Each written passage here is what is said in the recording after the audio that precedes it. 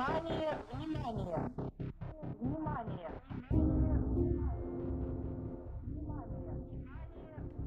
Elle, c'est Lise. Elle, c'est Sam. Nous sommes Les transatlantiques. Ici, bienvenue dans notre univers où on va décrypter Les conflits, la géopolitique, les tyrans l'actualité internationale. et toutes les secousses du monde Bienvenue encore. ne seront sérieuses, mais avec de l'humour. Asseyez-vous, mettez vos ceintures, on y va.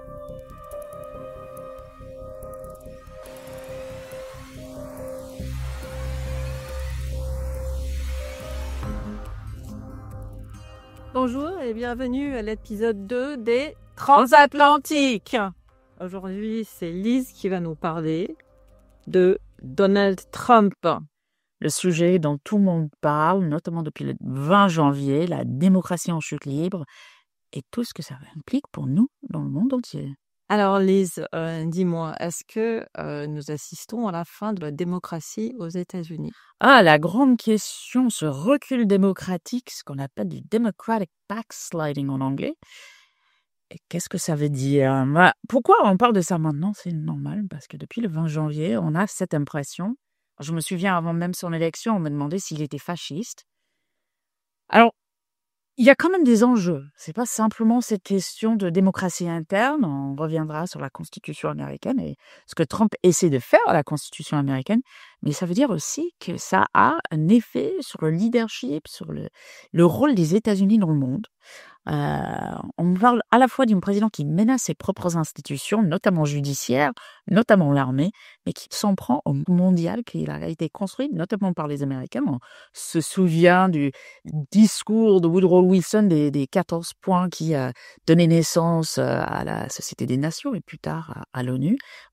Il s'en prend aussi à toutes ces institutions et à tout cet ordre mondial depuis la Deuxième Guerre mondiale. Et puis il s'en prend à ses alliés aussi. Il nous menace avec ses tarifs et puis il veut s'ingérer dans nos élections. Donc, Lise, est-ce que peut-être pour m'aider à comprendre et pour aider nos auditeurs à comprendre, on pourrait peut-être faire un petit recul sur le premier mandat de Trump? Est-ce qu'on avait déjà des signes qui auraient dû nous faire peur? Alors, juste pour parler un peu du premier mandat, parce qu'il y a quand même des distinctions à avoir, mais déjà, il y avait des attaques contre les contre-pouvoirs. On se souvient quand même qu'il parlait déjà de fake news en parlant des journalistes très sérieux du New York Times, de CNN. Il était même allé jusqu'à mettre à la porte à des conférences de presse de la Maison-Blanche une journaliste de CNN, même Fox News, qui ne peut pas être accusé d'être gauchiste, s'était insurgé contre ces attaques contre les journalistes.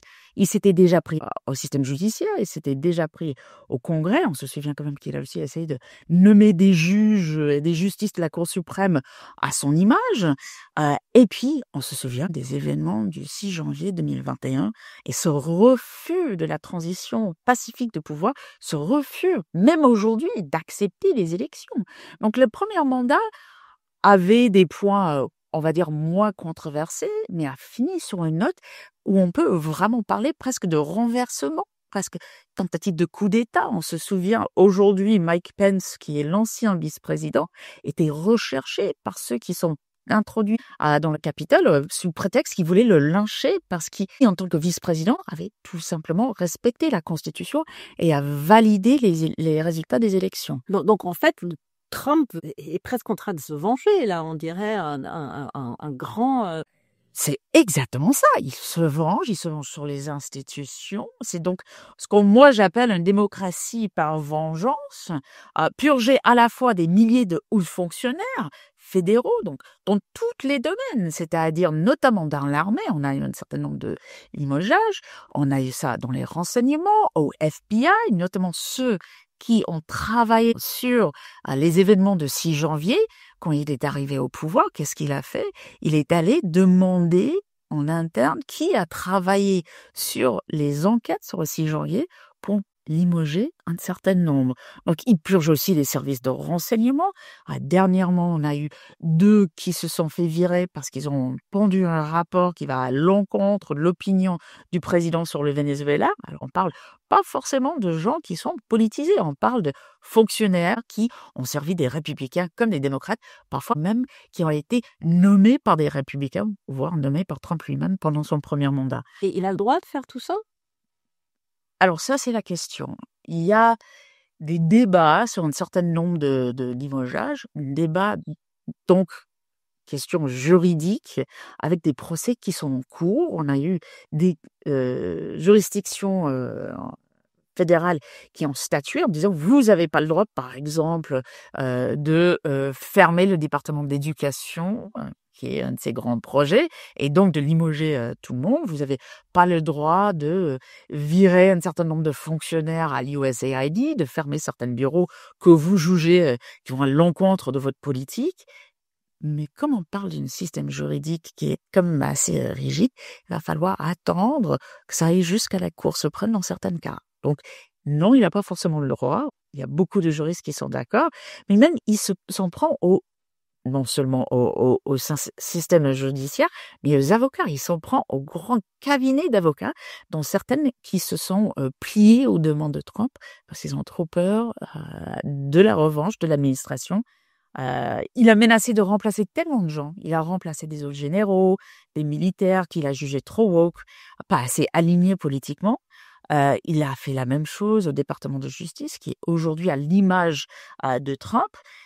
Donc, à la fois, il fait peur en interne, mais il a aussi fait des vagues de pardon massifs. On se souvient des anciens du 6 janvier. Il a pardonné tout, même ceux qui ont fait des attaques contre les autorités, contre la police. Les plus violents ont été amnistiés. Donc, on voit une recomposition, pas selon des normes juridiques, mais selon sa loyauté. Et on voit une certaine impunité, même avec tout ce qui est droit constitutionnel aujourd'hui aux États-Unis. Et j'ai aussi lu qu'il avait pardonné des personnes qui étaient coupables de fraude, qui étaient coupables de vol à grande échelle. Comment est-ce qu'on peut expliquer tout ça? Alors, on peut pas. C'est, je pense, un des problèmes. Moi, je pense qu'on est dans une régime personnelle. On pourrait parler de fascisme ou des caractéristiques de fascisme, mais on est dans un régime personnel. Moi, je me souviens en 2023 à SIPA, la grande convention conservateur, il avait dit « I am your retribution ». Je suis en quelque sorte de vengeance, votre rétribution. Il cherche à personnaliser et à se venger d'un certain nombre de personnes qui l'ont critiqué et de protéger ceux que lui, il estime sont aussi, eux, victimes de ce qu'il appelle l'état profond, le marais, comme il dit. Oui, ça sonne complotiste, mais parce que ça l'est. Bon, et puis là, ici, nous, en Europe, on est en train de payer un petit peu les frais de cette purge, de ce désir de se venger. Qu'est-ce qui se passe? Quelle est la graine qu'il a contre l'Europe? Alors, parce qu'aujourd'hui, il ne s'agit plus de gouverner ni en interne, ni au niveau international, mais plutôt de punir. Bah oui, effectivement, il nous punit aussi. Mais c'est pas nouveau. Si on revient, comme on a fait pour les questions internes, sur son premier mandat, on se souvient quand même qu'il s'est retiré des accords sur le climat, par exemple. Parce que, bien évidemment, il ne croit pas dans la science ni dans le changement climatique. C'est pas aujourd'hui, avec son nouveau secrétaire à la santé, Monsieur Kennedy, qui est anti-vax, qui est anti-science, qui est assez complotiste sur des questions scientifiques, que ça va changer. On avait déjà vu les attaques contre l'OTAN, mais aussi contre l'OMC.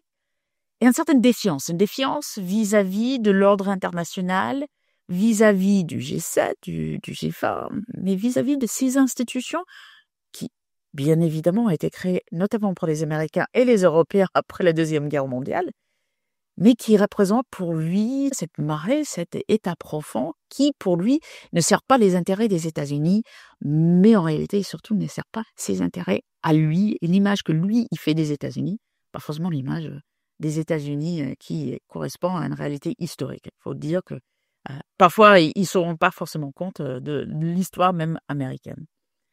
Alors, si on regarde ça à travers son deuxième mandat, on est toujours sur ces menaces contre l'OTAN. Et là, on en parle beaucoup, comme vous le savez, tous, et comme tu le sais surtout, Sam, de retrait de l'OTAN. On parlait dans le dernier épisode de cette question de l'Ukraine. Dans cette question de l'Ukraine, il y a cette question de l'OTAN et les Américains font planer cette doute. Bon, ces derniers jours, on a vu qu'ils ont remplacé Cavoli aussi par un Américain, donc on suppose qu'ils vont pas se retirer peut-être Donc totalement. Cavoli, c'est le commandant suprême Oui, ça c'est donc américaine en en Europe, qu'on avait peur que les Américains ne nomment plus ou qu'ils décident de ne plus être représentés en Europe parce qu'ils veulent totalement se retirer. On se souvient par exemple de toutes les menaces publiques et privées. On se souvient de Signalgate, donc cet scandale où le secrétaire de défense avait insulté des Européennes sur ce chat non sécurisé qui parlait du Yémen. Donc ici en Europe, on vit sous le menace de ce retrait américain de l'OTAN. Et ce que ça implique pour notre défense, et donc les laissons attirer pour nous, mais ce que ça veut dire aussi pour l'Ukraine, pour la guerre actuelle, et puis toute guerre future, notamment dans les pays de l'OTAN, par exemple, les pays baltes qui s'inquiètent pour eux encore plus de ce retrait de l'OTAN. On voit aussi beaucoup de coups de frein de financement, notamment, on peut parler de l'Organisation mondiale de santé. D'ailleurs, c'est les Chinois qui ont repris des financements que les Américains aujourd'hui refusent de faire. On est face à un unilatéralisme exacerbé, à la fois politiquement. Nous, on refuse de faire. Maintenant, c'est à vous, Européens, de prendre le relais et vous protéger avec les menaces qu'on connaît, avec cette pression pour l'Union européenne de payer sa part, de monter jusqu'à 5% du PIB, par exemple, pour les dépenses en défense. Mais il ne fait pas qu'avec nous. Il le fait avec le Mexique, il le fait avec le Canada. Je pense qu'il faut parler un peu des amis canadiens qu'il a proposé une protection comme si c'était de la raquette, en disant si vous êtes le 50e État, on vous laisse être protégé par notre dôme d'or, qui est toute une autre discussion. Mais cette raquette, cette pression, il le fait partout où il va. On se souvient économiquement de sa journée de libération avec ses tableaux. Donc la libération, c'était le jour où il annonçait des tarifs douaniers sur quasiment le monde entier. C'est ça, il a dit finalement. Oui, il avait des grands tableaux avec des noms. Il ne se souvenait pas que certains noms étaient en fait des territoires français. Les d'autres territoires étaient surtout des pingouins ou parfois, comme Diego Garcia, des bases militaires américaines. Donc c'est un peu problématique. Et il y a une autre chose qui moi m'a frappée, c'est que à la fois les États-Unis disent on veut plus s'intéresser au monde entier, on ne veut plus défendre l'Europe, mais raconte-nous ça un petit peu. Si je me souviens bien, le vice-président Vance, quand il est arrivé à la conférence de Munich en février 2025, il a voulu s'ingérer dans les élections européennes. Et si c'était que la première et dernière fois, on continue depuis le 20 janvier, mais surtout depuis cette séquence de J.D. Vance, donc où il parle de l'AfD. On se souvient quand même à Munich. L'AfD, donc l'extrême droite allemande. Qui a gagné un certain pourcentage assez important dans les dernières élections allemandes en février. Mais ce qui est intéressant avec J.D. Vance, c'est non seulement il nous critique notamment sur la liberté d'expression, il soutient l'AfD, mais quand il va aller à Munich, et quand il va aller en Allemagne pour la première fois, qu'est-ce qu'il va faire? Il va pas voir le chancelier allemand. Non, il va voir la dirigeante de l'AfD, de l'extrême droite. Ça donne le ton de ce qu'on voit depuis. On a vu Christine Noem, un de ses secrétaires il y a quelques jours même, aller en Pologne. Alors qu'on voit le résultat de l'élection hier. Donc, hier, qu'est-ce qui s'est passé en Pologne? Hier en Pologne, où le nationaliste, donc apparenté Trump, on va dire, a gagné les élections avec 50,9%, si je ne me trompe pas. Donc, on voit quand même de l'ingérence. On parle beaucoup de l'ingérence russe ici, mais l'ingérence américaine est très importante à un tel point. Et on peut dire peut-être c'est des épisodes singuliers ou des épisodes un peu isolés, mais non, parce que si on regarde sur le département d'État, ils ont toute une page sur les affinités civilisationnelles, notamment en Europe. Et ce que ça veut dire? Soutenir leurs amis, et leurs amis, c'est quoi? C'est souvent l'extrême droite identitaire, qui y jugent sont beaucoup plus dans la lignée de la civilisation européenne comme il devrait être, et pas dans la civilisation, on va dire, globaliste, comme ils accusent beaucoup, qui est la civilisation post-Deuxième Guerre mondiale qu'ils abhorrent et qu'ils essaient de défaire. Et en Roumanie, ils ont aussi critiqué des Européens, si j'ai bien compris. Ouais, ils ont critiqué surtout, donc quand les Roumains ont annulé, la Cour suprême roumaine a annulé la première ronde des élections. Ils ont critiqué en disant que c'était de l'ingérence, c'est-à-dire le système judiciaire qui fait son travail était décrié par les Américains parce que vous comprenez, le peuple veut le nationaliste, il faut donner la voix aux nationalistes et aux populistes. Donc, qu'est-ce qu'on peut faire avec cette situation? Est-ce que nous, en Europe, on peut résister à cette volonté de Trump de soutenir les partis souverainistes, les partis qui sont réactionnaires, que nous, peut-être, considérerions même d'être anti-libéral dans le sens démocratique et anglo-saxon du terme? Qu'est-ce que l'Europe peut faire pour résister à cette volonté de Trump de s'ingérer dans nos affaires et aussi de ne plus nous défendre? Alors, oui, c'est une onde de choc. Je pense qu'il faut le dire. Ça nous secoue, non seulement en question sécurité et défense, mais au sein même de notre alliance, notre vision de cette fraternité ou sororité, selon ce qu'on veut dire, avec ce qu'on pensait être nos plus vieils alliés. Il y a bien évidemment cette peur d'un désengagement militaire, mais ça va bien au-delà. Est-ce qu'il renforce les droits libéraux? On le voit de jour en jour. On le voit même en France avec Marion Maréchal, avec Éric Zemmour. On le voit en Italie, on le voit en Hongrie. Et on le voit avec la fragilisation aussi du cadre multilatéral et aussi leur volonté de fragiliser notre cadre interne européen, de diviser, nous, entre Européens. On se pose aussi la question, et toi tu es mieux placé pour parler de l'OTAN que moi, mais qu'on voit le président même remettre en cause un peu cette idée de l'article 5 qui était le fondement même de notre alliance.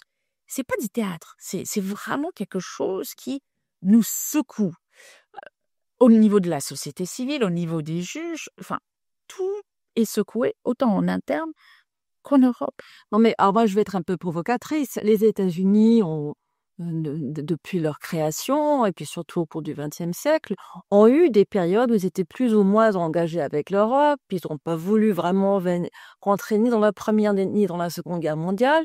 En quoi c'est différent aujourd'hui?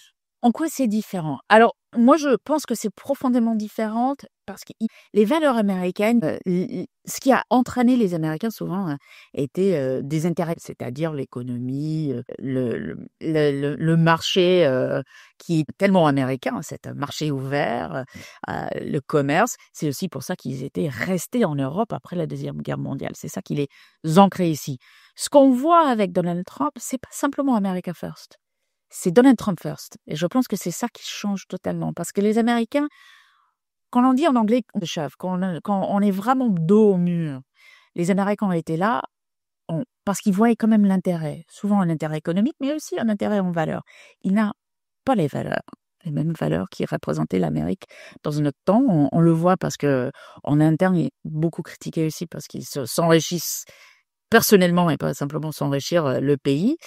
Et puis, en fait, c'est pas non plus un libéral économique. Tout ce libre-échange qu'on voyait, qui était le fondement même des États-Unis, en fait, je pense que Ronald Reagan, et beaucoup le disent, il s'identifie peut-être à Ronald Reagan, mais Ronald Reagan aujourd'hui serait affolé de voir ce que le Parti républicain et ce que le président est devenu, parce que on se souvient quand même de Ronald Reagan au mur de Berlin, parler à Gorbatchev, et même moi je me souviens en disant Monsieur le Président, défait ce mur, laissez ouvert, laissez la libre circulation des biens, des personnes, des idées. Et aujourd'hui, en fait, il représente totalement l'opposé. Et alors, il nous reste encore un petit peu de temps. Est-ce que tu peux nous expliquer, voilà, on a l'image de Reagan qui dit déchire ce mur, enfin fait tomber ce mur, et de l'autre côté, on a l'image de Trump qui dit stop Vladimir, Vladimir arrête de bombarder l'Ukraine, mais qui ne fait pas grand-chose d'autre. Comment peux-tu expliquer l'affinité de Donald Trump avec les hommes forts? Qu'est-ce qu'il a? Alors effectivement, et c'est pas limité à Poutine, on se souvient quand il parlait de Kim Jong-un en disant il est beau, il est intelligent, ou même dernièrement quand il a... Kim Jong-un est beau. Oui, il avait dit qu'il était beau. Oui, à chacun leur goût, hein, les goûts, les couleurs, ça se discute pas. Il avait dit la même chose de Al-Shara. Vous vous souvenez quand même du nouveau Oui, dirigeant de la Syrie qui est quand même mais là, ancien dire qu'il est grand guerrier, très intelligent, alors que les États-Unis ont comme combattu pendant longtemps.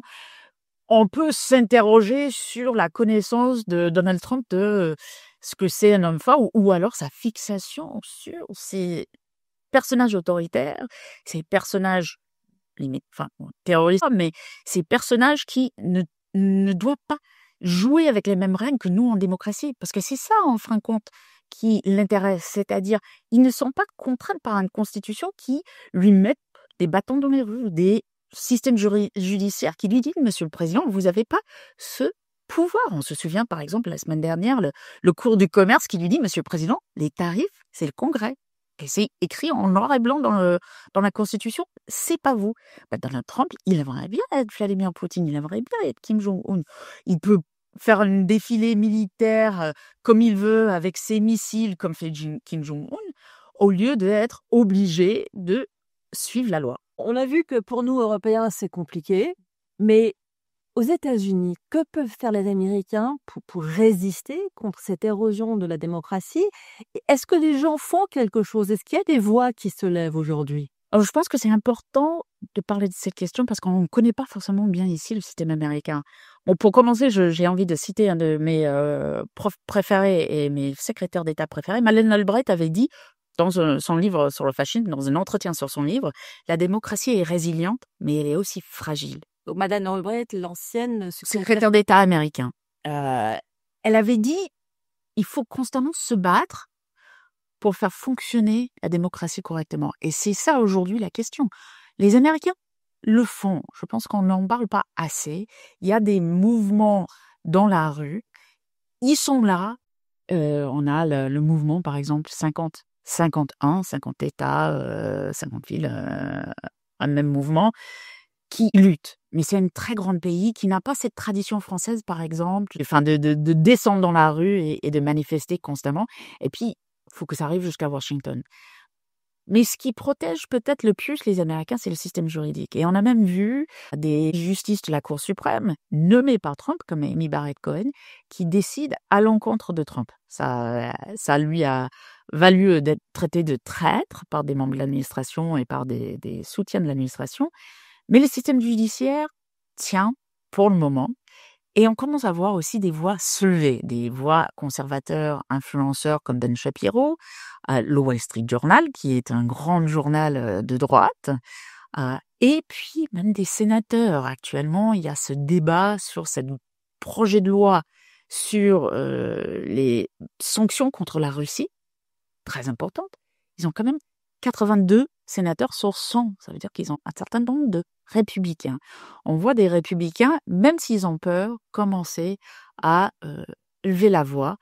C'est peut-être peu, notamment pour des Français qui auraient déjà été dans la rue et en train de mettre le pays à l'arrêt, mais pour les Américains, c'est déjà pas mal. C'est un système qui fonctionne différemment que le nôtre, où la loi et le système juridique sont surtout les plus grands protecteurs du système démocratique. Mais admettons que les juges émettent des jugements à la compte de Trump, il peut les désobéir? Oui et non. C'est-à-dire, il peut tenter, mais à un moment, ça va quand même se résoudre. Je pense, on a déjà eu quelques cas où, pour le coup, il a eu ce qu'il voulait parce qu'il a demandé au Congrès de faire le nécessaire, parce que pour certaines décisions, c'est au Congrès. Donc, ça va être les élections. Et les élections de mi-mandat, ça arrive en 2026, donc ça arrive assez rapidement. Et ça arrive quand en 2026? Toujours aux même époque, mois de novembre. Mais les élections de mi-mandat, ils sont très inquiets. On sait qu'ils sont très inquiets parce qu'ils essaient d'élever 1 milliard d'euros, enfin de dollars, on ne peut pas faire la conversion, pour se battre. Se battre pourquoi? Parce qu'à un moment, les décisions qui sont prises, le recul démocratique va être aussi une question d'élection et une question démocratique, et c'est le peuple qui va voter. Et même si beaucoup de gens ont voté pour lui, parce que j'entends beaucoup, tout le monde a voté pour lui, non. Après, la moitié de la population a voté pour lui, c'est pas toute la population quand même, c'est pas comme Reagan à l'époque.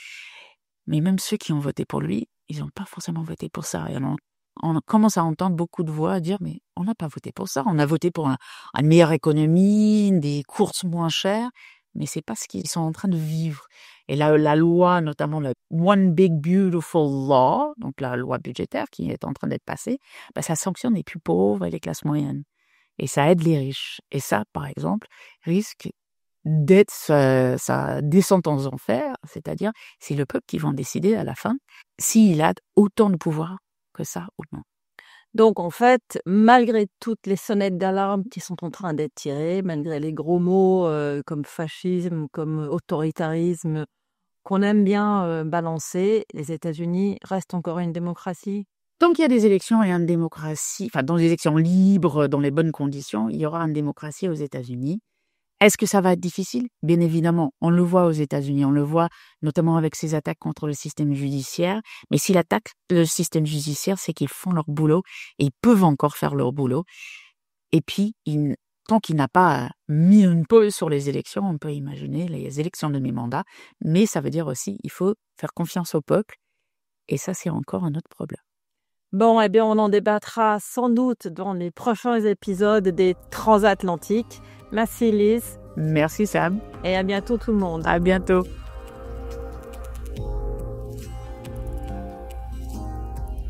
C'était un épisode des Transatlantiques, un podcast original d'Elisabeth Shepard-Selam et Samantha de Bendern.